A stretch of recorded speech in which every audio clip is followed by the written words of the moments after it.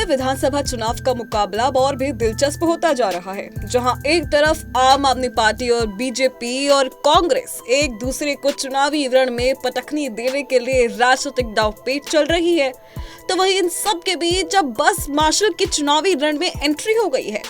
ऐसे में सवाल उठ रहा है कि क्या बस मार्शल आम आदमी पार्टी और बीजेपी में से किसके लिए मुश्किलें खड़ी करने वाले हैं। दरअसल दिल्ली में बस मार्शलों का मुद्दा पिछले कुछ दिनों से काफी उठ रहा है, क्योंकि आपसी राजनीति में तकरीबन सिविल डिफेंस वॉलंटियर्स जो बसों में मार्शल पद पर तैनात थे, उनकी वापसी नहीं हुई है। ऐसे में बस मार्शल अब खुद राजनीति के मैदान में दांव लगाने को उतरे हैं। अक्टूबर 2023 में बसों से बाहर धकेल दिए गए मार्शल अब नेता बनकर दिल्ली के चुनावी अखाड़े में उतरने जा रहे हैं। ऐसे में माना जा रहा है कि आम आदमी पार्टी और बीजेपी दोनों के लिए ये नुकसान का सौदा बन सकता है। बता दें, दिल्ली में पूर्व बस मार्शल जनहित दल के तरफ से चुनाव लड़ रहे हैं। दिल्ली में अभी चुनाव की तारीख का ऐलान नहीं हुआ है, लेकिन आम आदमी पार्टी की तर्ज पर आगे बढ़ते हुए चुनाव लड़ने वाले पूर्व बस मार्शलों की लिस्ट जारी कर दी गई है। पहली लिस्ट में 5 पूर्व मार्शलों को उम्मीदवार बनाया गया है। नई दिल्ली विधानसभा सीट से पूर्व मार्शल आदित्य राय को आम आदमी पार्टी के राष्ट्रीय संयोजक अरविंद केजरीवाल के खिलाफ कैंडिडेट बनाया गया है।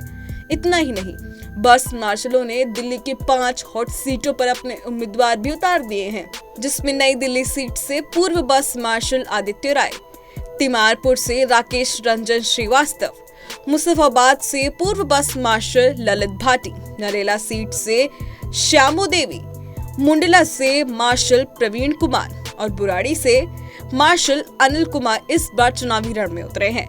इसके अलावा एक बात जो गौर करने वाली है वो ये कि बस मार्शलों में बात करें नई दिल्ली से प्रत्याशी आदित्य राय की, तो उन्होंने एक चैनल को दिए इंटरव्यू में कहा कि उनका मुख्य उद्देश्य सिविल डिफेंस वॉलंटियर्स को पुनः नौकरी पर वापस लाना है, लेकिन इनके साथ साथ बेरोजगारी और भ्रष्टाचार जैसे मुद्दे भी उनके चुनावी प्राथमिकताओं में शामिल है।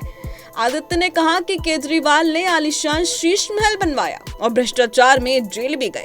ये सब हमारे लिए चुनाव में मुद्दा है। इतना ही नहीं, यहाँ एक सवाल भी काफी चर्चाओं में है कि आखिर इनकी लड़ाई किस पार्टी से होने वाली है। तो आदित्य राय ने यह भी साफ किया कि उनकी लड़ाई आम आदमी पार्टी, बीजेपी और कांग्रेस तीनों पार्टियों के खिलाफ है। उन्होंने कहा कि हम दिल्ली वासियों को एक नया राजनीतिक विकल्प प्रदान करना चाहते हैं। इसके अलावा तीनों पार्टियों ने अपने किए हुए वादों को भी नहीं निभाया है, इसलिए हम चाहते हैं कि लोग बेरोजगारी और भ्रष्टाचार जैसे मुद्दों पर हमें वोट दें। आम आदमी पार्टी, बीजेपी और कांग्रेस सभी एक समान है। वो एक दूसरे पर काम ना करने का आरोप लगाते रहे हैं, जबकि जनता इन सब के बीच दुख सहती है। ऐसे में शायद ये भी माना जा सकता है कि बस मार्शल आने वाले विधानसभा चुनाव में केवल बीजेपी की नहीं, बल्कि आम आदमी पार्टी और कांग्रेस की भी मुश्किलें बढ़ा सकते हैं। ऐसे में देखना वाकई में दिलचस्प होगा कि बस मार्शल का मुद्दा इन्हें कितना फायदा या नुकसान पहुंचाता है। बहरहाल इस पूरे विवाद पर आपकी क्या राय है, हमें कमेंट सेक्शन में कमेंट कर जरूर बताएं। देश और दुनिया की तमाम खबरों के लिए देखते रहें punjabkesari.com।